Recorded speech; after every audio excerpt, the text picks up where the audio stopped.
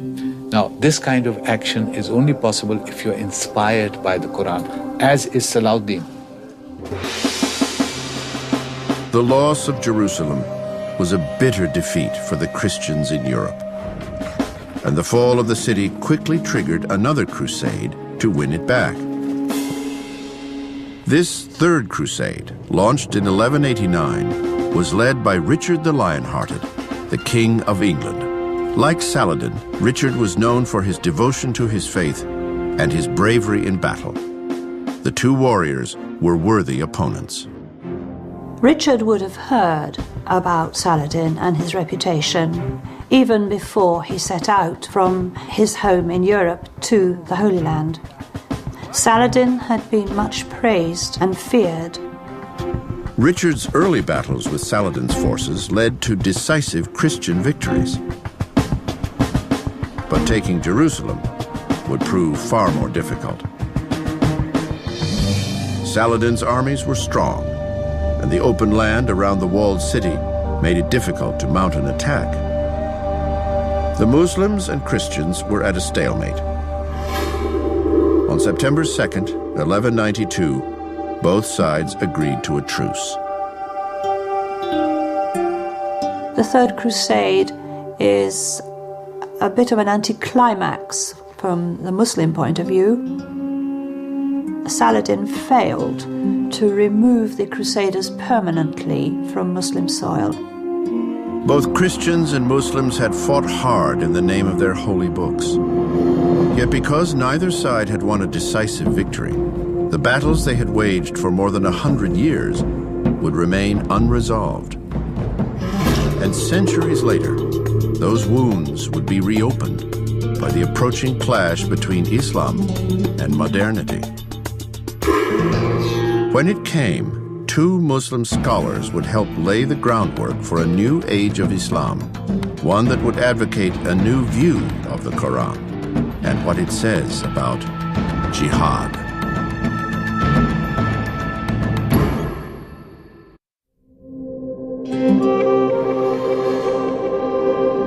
According to Muslim belief, in the 7th century AD, the verses of the Quran were revealed by God to the Prophet Muhammad. These revelations spawned a new religion and launched a succession of powerful empires. The Quran was sort of the engine. It's just a phenomenal unleashing of intellectual and religious energies that really informs the culture and the society at the time.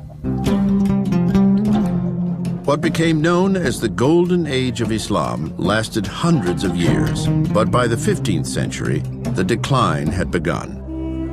Internally, the resources of the various Muslim empires were stretched thin, and they began competing with each other for land and influence. According to some scholars, this infighting was due in part to society turning away from the Quran's injunctions to seek knowledge, or ilm, and focusing instead on the raw pursuit of power. The downfall begins in the 15th, 16th centuries when ilm or knowledge is no longer prized. So you have Muslim empires fighting other Muslim empires, and there's tyranny and there's oppression, and the scholar is being more and more marginalized. Of equal importance to the decline of the empires were external forces, in particular, the growing power of Christian Europe. The last of the great Muslim empires was that of the Ottomans. Centered in Turkey, the Ottoman Empire began its rise in the 15th century and eventually spread as far as the gates of Vienna. It was here, in 1683, that European forces decisively halted Muslim expansion. For 2 months, more than 200,000 soldiers battled outside the city walls. In the end, the Ottoman army was defeated.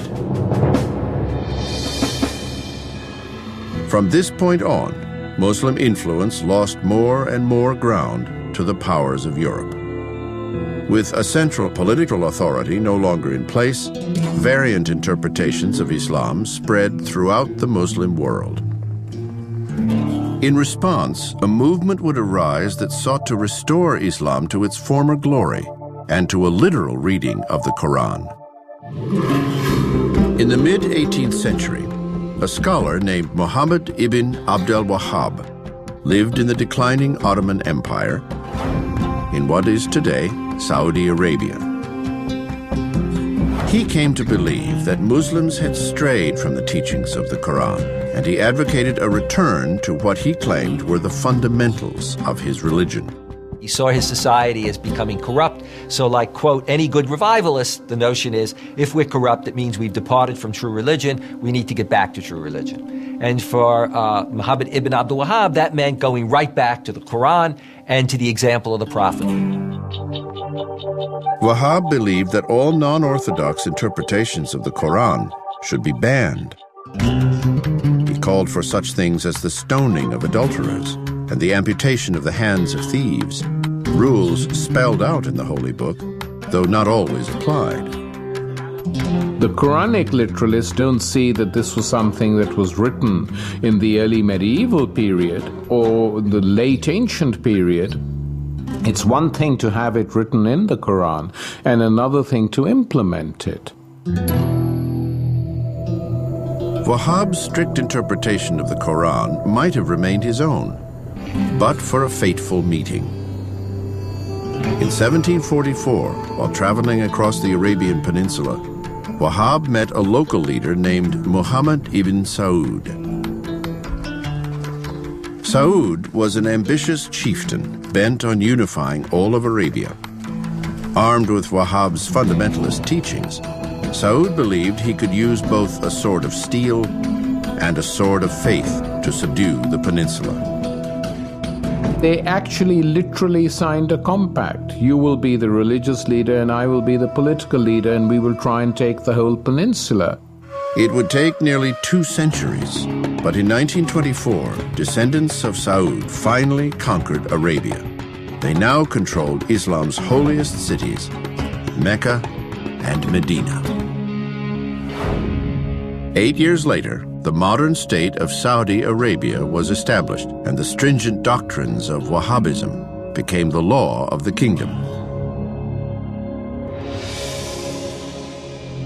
But it was not Wahhab who would create a fundamentalist doctrine for the modern age. That task was taken up by an Egyptian journalist who built on Wahhab's philosophy to create his own interpretation of the Quran, one grounded in violence and steeped in controversy.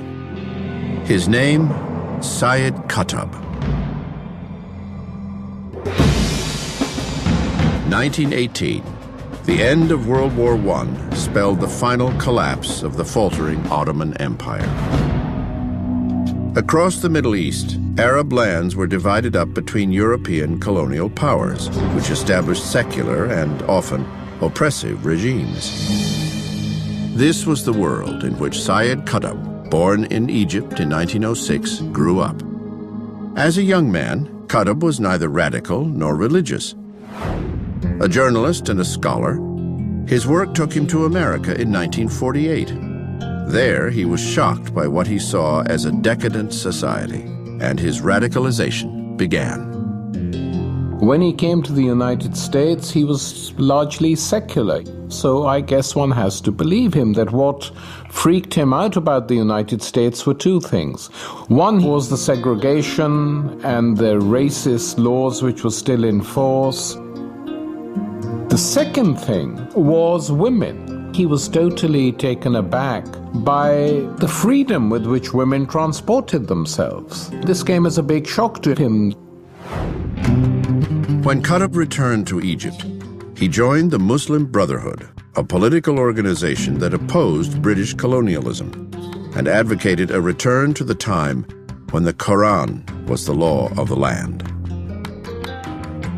Qutb's transformation accelerated when, in 1954, Egyptian President Nasser began a crackdown on the Muslim Brotherhood. Qutb was arrested and put in jail. It was really in the dank and sadistic prisons of Nasser's Egypt that Qutb, who was repeatedly tortured, who saw so many of his fellow Muslim brothers tortured and murdered, that this radical reinterpretation of the Quran took hold.